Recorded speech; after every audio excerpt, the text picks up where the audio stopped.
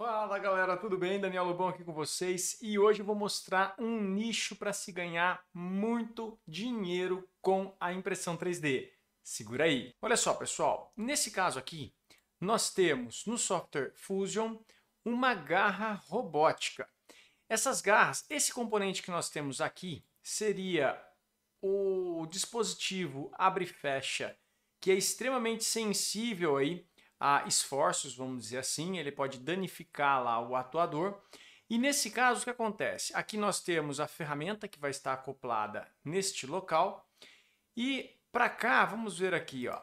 E este daqui vai ser justamente a peça da qual vai fazer a interface entre o nosso acoplador e a nossa ferramenta. O objetivo dessa peça aqui é ela ser como se fosse um elemento de segurança, onde se houver algum impacto, ela venha se danificar antes de danificar o equipamento robótico e antes também de danificar a nossa ferramenta. Então ele vai ser como se fosse um amortecedor aí no caso de se houver algum impacto ele venha se quebrar e não oferece danos a nenhum dos outros equipamentos.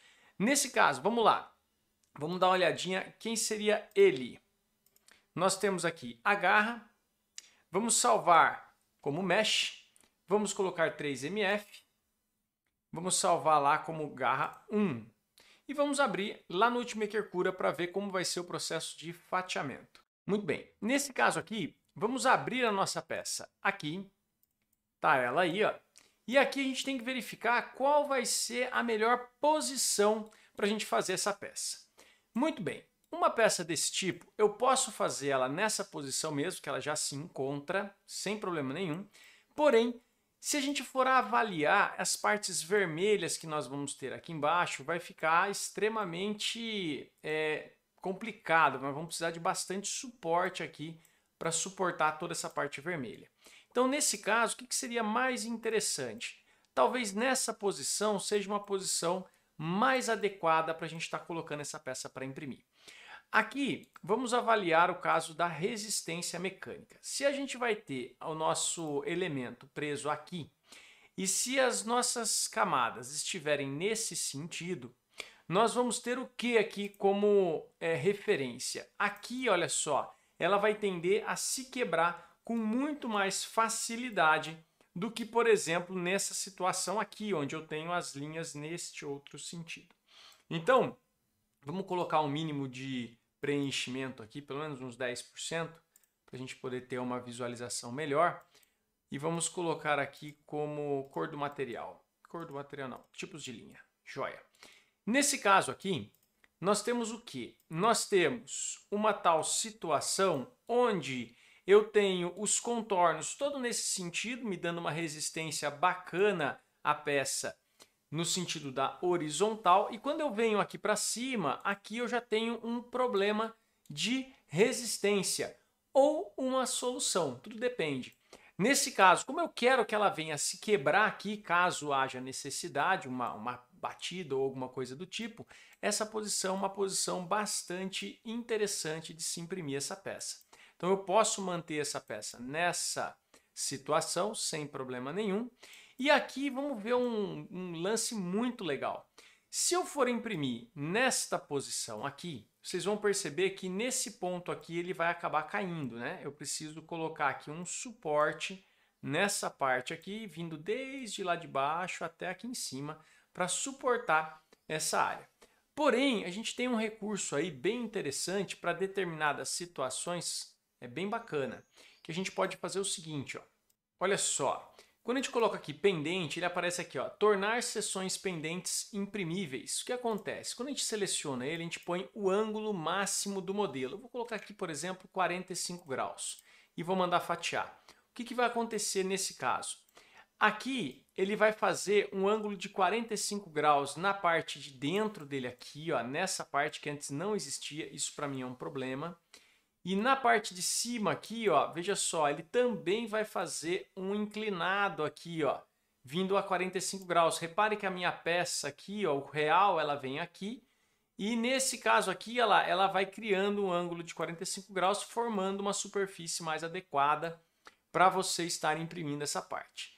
Muito bem. Só que com essa opção ativa, a gente vai ter um problema na parte interna também dela aqui, ó.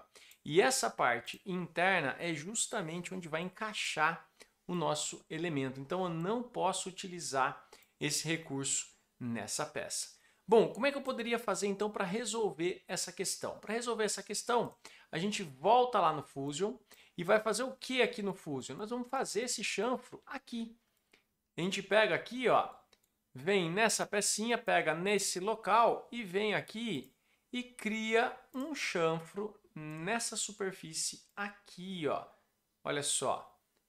Dessa forma, eu tenho uma superfície inclinada a 45 graus ali, favorecendo a impressão daquela peça. E nessa parte aqui eu não vou ter problema por causa do encaixe, ó, sem crise nenhuma. Então, nesse caso, eu vou exportar novamente, exportar como mesh, vamos exportar, vou exportar com o mesmo nome, substituir sem problema. Aí aqui ele já manda recarregar. Quando ele recarrega e a gente manda fatiar, aqui você já vai perceber, olha só, o chanfro já apareceu aqui pra gente, ó. De forma que nessa posição que ela ficou, eu não preciso mais utilizar aquelas seções pendentes imprimíveis, ele está desligado. Aqui manteve para mim numa boa, sem crise também, show de bola. E eu tenho a minha peça aqui que eu vou poder imprimir sem suporte algum. Aí você pode olhar e falar assim, mas Daniel, essa parte aqui, como é que vai ficar essa parte? Essa parte, pessoal, ela vai imprimir como se fosse uma ponte. Então, aqui, ó, nesse caminho que ele tem daqui, essa parte, ele muito provavelmente vai conseguir imprimir fazendo o processo de ponte. Ele vai imprimir no ar sem nenhuma necessidade de ter suporte na parte de baixo. Essa vai ser a estratégia que a gente vai acabar adotando. Muito bem. Qual outra possibilidade aqui que a gente pode fazer é a seguinte, olha só. Olha só, uma outra opção bem legal também é a gente colocar aqui, ó, direção da linha superior e inferior. No nosso caso, vocês estavam percebendo que aqui ficava a 45 graus e aí a ponte muito provavelmente poderia sair prejudicada. Nesse caso aqui agora, o que acontece? Com essa opção, ó, andando de um lado ao outro, a gente favorece bastante a parte de topo, né, dessa parte aqui, ó, porque ela não vai ficar a 45 graus, ela vai sair de um ponto, vai entrar no outro e vai sempre fazer a ponte nesse sentido. Isso favorece bastante. Aqui no caso a gente colocou o ângulo de 0 graus. Se eu colocar 90 graus, olha só o que vai acontecer. Ela vai ficar invertida para o outro lado. Como desse lado aqui eu não tenho um apoio muito legal, aí já começa a complicar. É mais interessante você manter o ângulo de 0 graus, aonde você consegue ter a ponte formando, ó, nesses dois sentidos. Isso favorece bastante. Bom, uma outra situação também que a gente pode estar utilizando aqui é a parte de preenchimento, não o cúbico, e sim o giroide. Eu gosto bastante do tipo giroide, que ele dá uma resistência na peça muito legal. Aqui, olha só, nós temos aí 1 hora de tempo de impressão. Olha só, nós vamos ter aqui 1 horinha de tempo de impressão, show de bola. Vai me dar aí uma boa resistência e qualidade nessa peça. Esse aqui então seria uma opção de estar trabalhando com essa peça. Bom, o que nós vamos fazer aqui agora? Eu vou colocar aqui a aderência da mesa, vamos colocar apenas o skirt. O skirt eu vou colocar apenas 2 linhas só para a gente verificar se o alinhamento está legal. E agora aqui nós vamos mandar imprimir essa pecinha aqui, pelo menos umas 4 pecinhas. Então vamos colocar aqui, ó, botão direito, multiplicar. Vamos deixar com 3 peças. Olha só, e nós vamos fazer 3, 4 pecinhas desse tipo aqui. Vamos posicionar todos os modelos, ó. Show de bola. Essas pecinhas vão ser feitas em PLA. Eles estão em umas instâncias bacanas. Vamos mandar fatiar. Vai demorar 4 horinhas para fazer. E essa pecinha, pessoal, o custo dela, se vocês forem vender uma peça dessa, nós temos aqui 4 horas de máquina funcionando, 53 gramas de material. Só que aí é que entra a questão. Esse equipamento, ele é um equipamento robótico, um equipamento que vai gerar um certo lucro para a empresa. E se você cobrar próximo de R$ 100 cada pecinha dessa daqui, você vai perceber que a empresa muitas vezes acaba pagando.